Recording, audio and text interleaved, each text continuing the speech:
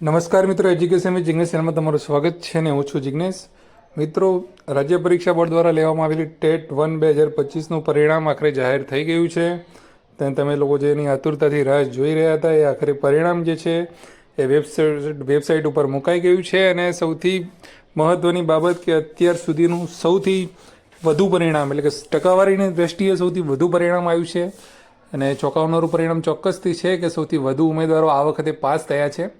તો વિગતોમાં જોઈ લઈએ. તમે અહીંયા જોઈ શકો છો મધ્યમ વાઇઝ આપણે જોઈએ તો ગુજરાતી મધ્યમમાં જે 97,917 રજીસ્ટર થયેલા હતા એમાંથી પ્રેઝન્ટની વાત કરી લઈએ આપણે તો 88,659 ઉમેદવારો પરીક્ષા આપેલી હતી. અને એમાં પાસ જે થયા છે 10,825 ઉમેદવારો ગુજરાતી મધ્યમમાં, એટલે કે 12% પરિણામ જે છે 12.21%. અત્યાર સુધીનું સૌથી હાઈએસ્ટ પરિણામ જે છે ટેટ 1ના ઇતિહાસમાં આવેલું છે આ વખતનું.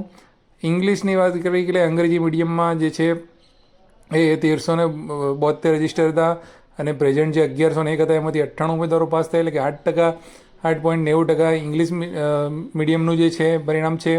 હિન્દી માધ્યમની આપણે વાત કરીએ તો 1,868 જે પ્રેઝન્ટ હતા એમાંથી 104 ઉમેદવારો, એટલે કે 5% જે છે સૌથી ઓછું હિન્દી માધ્યમનું પરિણામ આવ્યું છે. ટોટલ આપણે ઓલ ઓવર જોવા જઈએ તો જે પણ ઉમેદવારો પ્રેઝન્ટ હતા 91,628 તમામ માધ્યમના, એમાંથી 11,027 ઉમેદવારો પાસ થયા છે, એટલે કે રિઝલ્ટ જે છે 12.03%.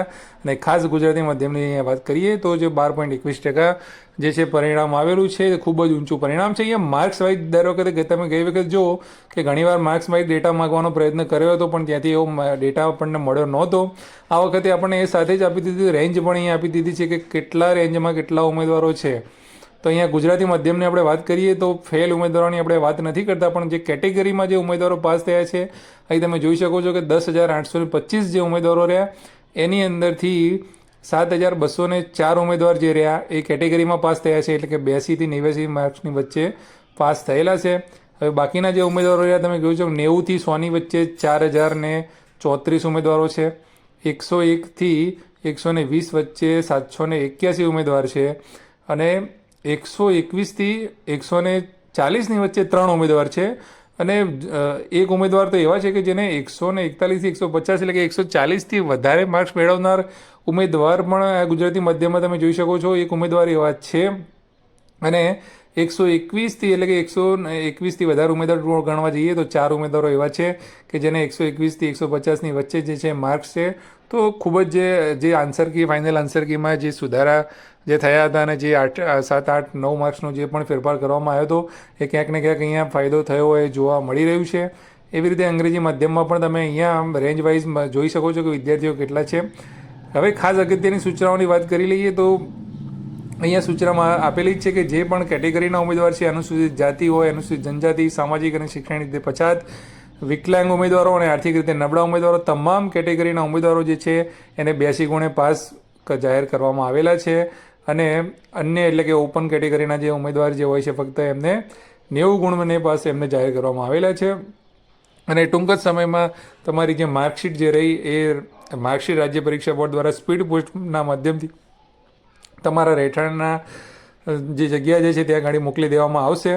હજુ પણ કોઈ ઉમેદવારોને એવું હોય કે અમારે ઓએમઆરની પુનઃ ચકાસણી કરવી છે તો તે 3/2/2026થી 10/2/2026 દરમિયાન કચેરીના કામકાજના દિવસો દરમિયાન જે છે એ ત્યાં મળી શકે છે. જે રાજ્ય પરીક્ષા બોર્ડની ઓફિસ છે ત્યાં મળી શકે છે. તો અહીંયા તમે મિત્રો જોઈ શકો છો કે પરિણામ જે છે ખૂબ જ ઊંચું આવ્યું છે. અને હવે જે ભરતી જાહેર થશે અને એનું જે મેરિટ જે રહ્યું એ ખૂબ જ હવે ઊંચું રહેશે એવી શક્યતા છે. કારણ કે હવે પાછળનું પણ જે છે ઉમેદવારો 2023ના એના તો હાઈ મેરિટવાળા કોઈ રહેલા નથી.